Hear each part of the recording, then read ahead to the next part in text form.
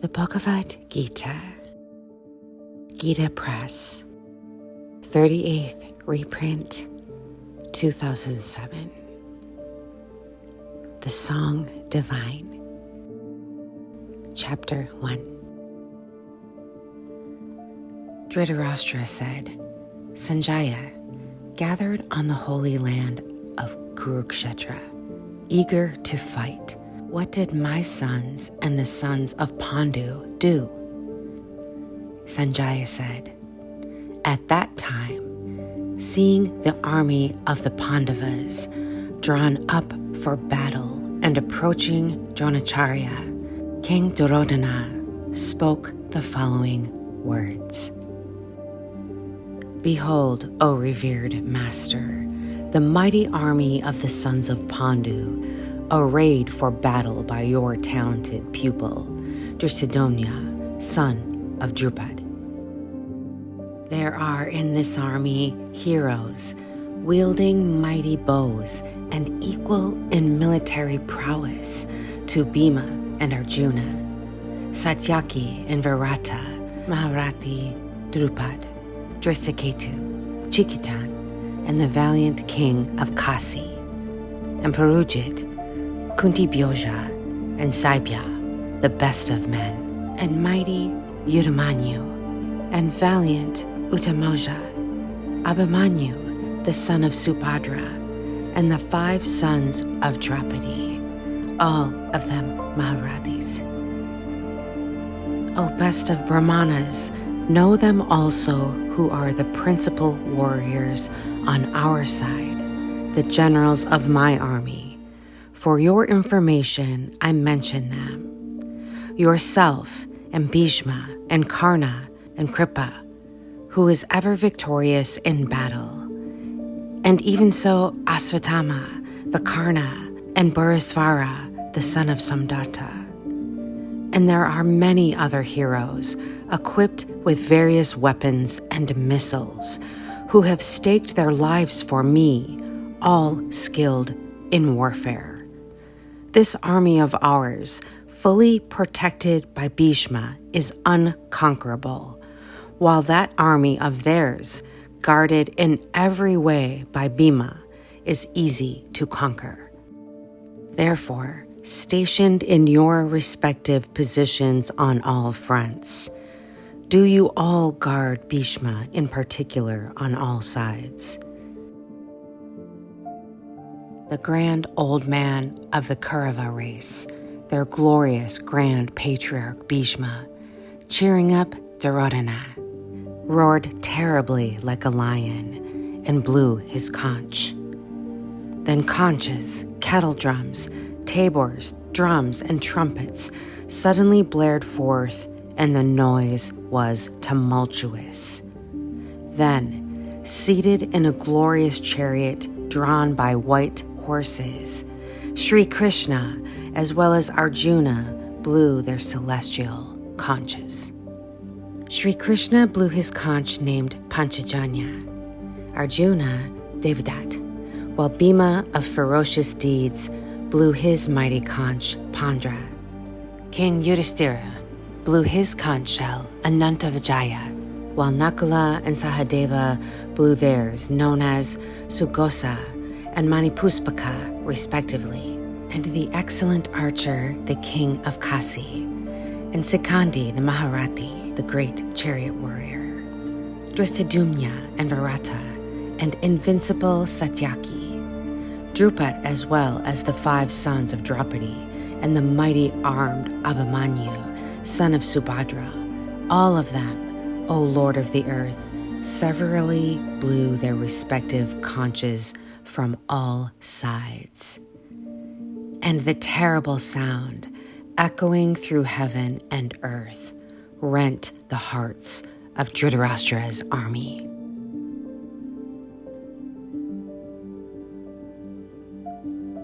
Now, O Lord of the earth, seeing your sons arrayed against him, and when missiles were ready to be hurled, Arjuna, who had the figure of Hanuman on the flag of his chariot, took up his bow and then addressed the following words to Sri Krishna. Krishna, place my chariot between the two armies, and keep it there till I have carefully observed these warriors drawn up for battle, and have seen with whom I have to engage in this fight. I shall scan the well-wishers of evil-minded Duryodhana in this war, whoever have assembled on his side and are ready for the fight.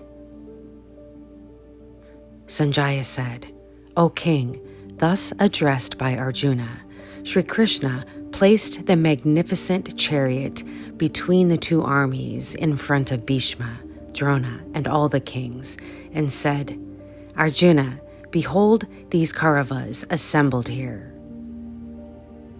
Now Arjuna saw stationed there in both the armies his uncles, granduncles, and teachers, even great-granduncles, maternal uncles, brothers and cousins, sons and nephews and grandnephews, even so friends, fathers-in-law, and well-wishers as well. Seeing all the relations present there, Arjuna was overcome with deep compassion and spoke thus in sorrow. Arjuna said, Krishna, as I see these kinsmen arrayed for battle, my limbs give way, and my mouth is getting parched. Nay, a shiver runs through my body, and hair stands on end. The bow, Gandhava, slips from my hand, and my skin too burns all over.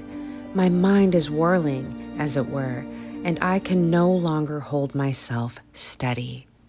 And Kasava, I see such omens of evil, nor do I see any good in killing my kinsmen in battle. Krishna, I do not covet victory, nor kingdom, nor pleasures. Govinda, of what use will kingdom or luxuries or even life be to us? Those very persons for whose sake we covet the kingdom, luxuries, and pleasures.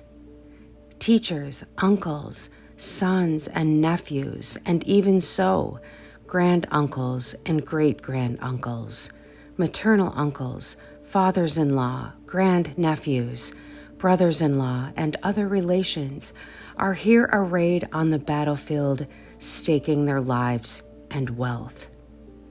O slayer of Madhu, I do not want to kill them, even though they slay me, even for the sovereignty over the three worlds. How much the less for the kingdom here on earth? Krishna, how can we hope to be happy slaying the sons of Dhritarashtra? By killing even these desperados, sin will surely accrue to us.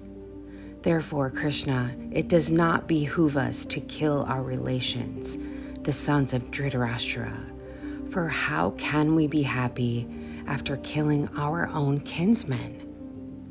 Even though these people, with their mind blinded by greed, perceive no evil in destroying their own race and no sin in treason to friends, why should not we, O Krishna, who see clearly the sin accruing from the destruction of one's own family, think of desisting from committing this foul deed? Age-long family traditions disappear with the destruction of a family, and virtue, having been lost, vice takes hold of the entire race. With the preponderance of vice, Krishna, the women of the family become corrupt, and with the corruption of women, O descendant of Vrishni, there ensues an intermixture of castes. Progeny, due to promiscuity, damns the destroyers of the race as well as the race itself. Deprived of the offerings of rice and water, the manes of the race also fall. Through these evils, bringing about an intermixture of castes, the age-long caste traditions and family customs of the killers of kinsmen get extinct. Krishna, we hear that men who have lost their family traditions dwell in hell for an indefinite period of time. Oh, what a pity! Though possessed of intelligence, we have set our mind on the commission of a great sin, that due to lust for throne and enjoyment, we are intent on killing our own kinsmen. It would be better for me if the sons of Dhritarashtra, armed with weapons, kill me in battle while I am unarmed and unresisting. Sanjaya said, Arjuna, whose mind was agitated by grief on the battlefield, having spoken thus, and having cast aside his bow and arrows, sank into the hinder part of his chariot. Thus, in the Upanishad sung by the Lord, the science of Brahma, the scripture of yoga, the dialogue between Sri Krishna and Arjuna ends the first chapter entitled The Yoga of Dejection of Arjuna. Next up, chapter 2, entitled Sankhya Yoga, the Yoga of Knowledge.